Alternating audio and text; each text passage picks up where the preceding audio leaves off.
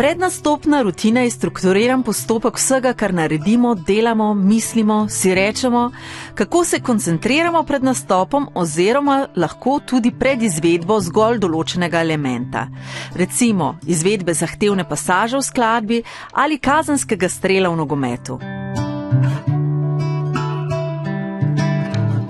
V prednastopni rutini se prepletata dve večji dimenziji, in sicer vedenjska in mentalna.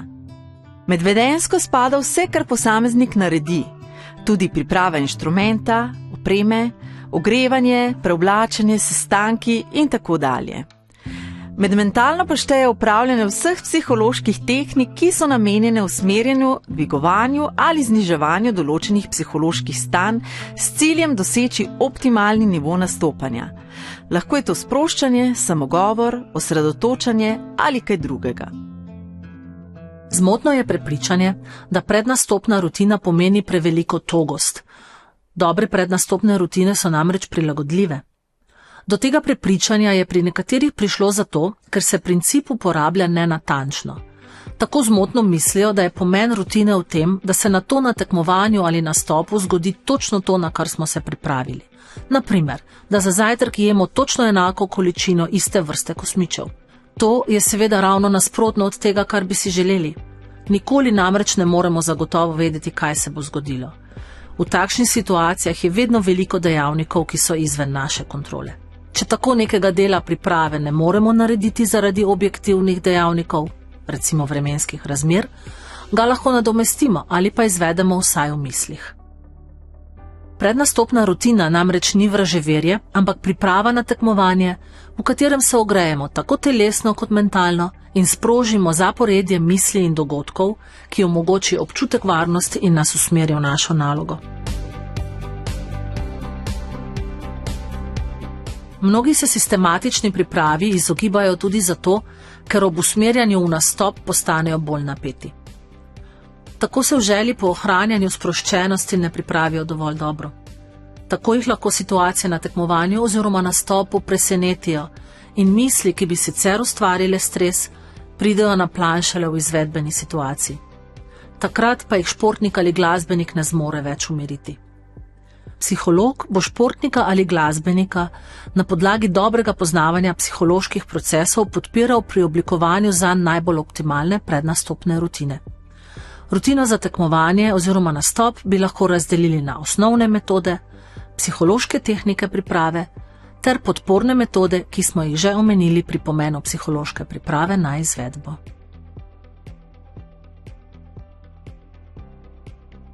Osnovne metode in rutine so med drugim ritem počitka in spanca.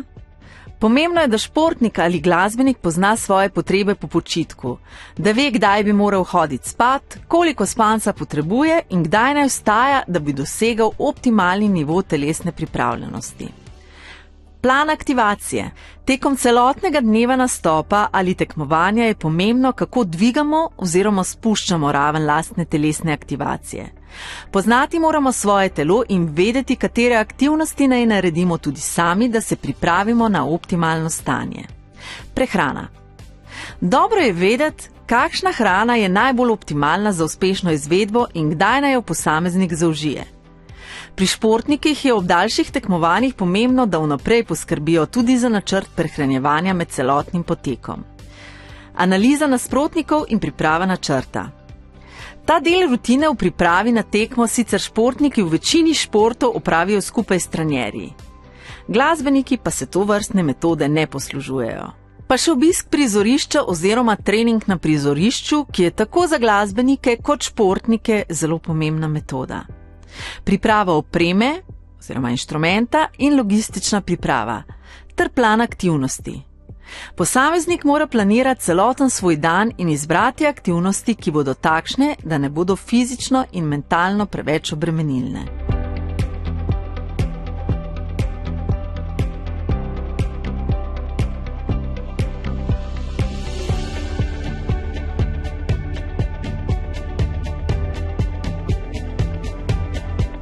Psihološke tehnike, ki sestavljajo prednastopno rutino za nastope in tekme, pa so naslednje. Opredelitev naloge na tekmovanju. Jasno je potrebno opredeliti, kaj želimo na tekmovanju ali nastopu narediti in kaj v katerem delu tekmovanja. To lahko športnik ali glasbenik naredi skupaj s trenerjem oziroma profesorjem ali pa samostojno. Pomembno je, da se osredotoči na izvedbene cilje ter ustvari načrt aktivnosti, ki jih ima pod kontrolo in s katerimi si lahko pomaga, da bo prišel do uspešne izvedbe. Uporabljamo tudi predstavljanje. Le to za pripravo na tekmo oziroma nastop vsebuje predstavljanje pravilne izvedbe in dobrih občutkov, ter hkrati predvidenih stresnih situacij in odzivov nanje. Velik del predstavljanja v pripravi za tekmo je namenjen tudi navajanju na okolje in prizorišče. Pri tem si posameznik lahko pomaga s slikami, video in zvočnimi posnetki, s katerimi še dodatno oživi senzorično dojemanje situacije in se približa realnosti. Uporabljamo tudi samogovor. Športnik ali glasbenik si pripravi načrt samogovora, ki ga bo na nastopu ali tekmovanju uporabljal. Le ta je vezan na tiste teme, ki so zanj ključne. Pazimo tudi na sproščanje in aktivacijo. Športnik ali glasbenik mora poznati svoje telo in na podlagi tega izvajati rutino zaporednih sproščanj oziroma aktivacij.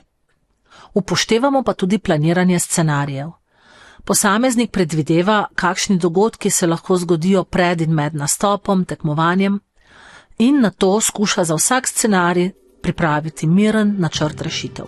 Ko gre za tehnično-taktične rešitve, je nujno, da pri tem sodeluje s trenerjem oziroma profesorjem. Predvideti poskuša zunanje in notranje distraktorje, ki bi mu lahko vzeli pozornost, ter pripravi rešitve, kako bo svojo pozornost usmerjal tja, kjer jo želi imeti.